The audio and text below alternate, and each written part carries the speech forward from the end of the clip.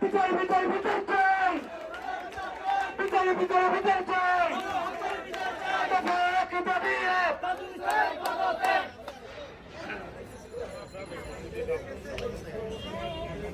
কাজী সাহেব, আপনার উদ্দেশ্যে বলতে চাই, আপনি সম্ভবত তাই ধারণা করছেন বিচার নিয়ে প্রশাসন চলবে না।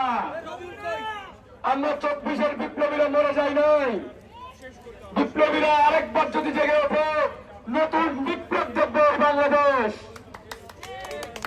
কাজী সাহেবকে বলতে চাই, হয়তো আপনার সাথে যারা ছিল, যাদের পক্ষে আপনারা, তারা পালিয়ে গেছে। আপনি পালানোর জায়গা পাবেন না। আপনি যদি না আসেন, আমরা গেট খুলে বাঁধতে হব। আপনি এখনো দেখেন নাই আমরা বিপ্লবীরা কি করতে পারি।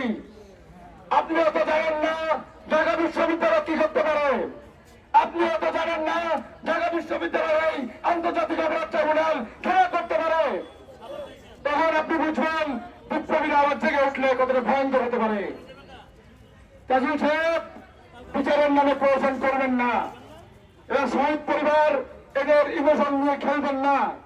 আপনার নিজেরও পরিবার আছে, আপনাদেরও পরিবার আছে, আইন শৃঙ্খলা বাহিনীর লোকদেরও পরিবার আছে। পরিবারের ইমোশন বুঝুন, তাদের আবেগ বুঝুন। এটাই আমার শেষ কথা। আপনি পালানোর জায়গা পাবেন না কাজী সাহেব।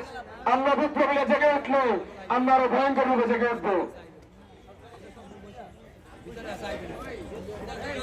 শহীদ ভাই বোনেরা, আমাদের মনের মধ্যে কি আগুন আছে?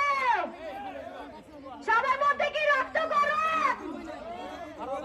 সবাই স্লোগান দিবে, এক দফা এক দাবি এক।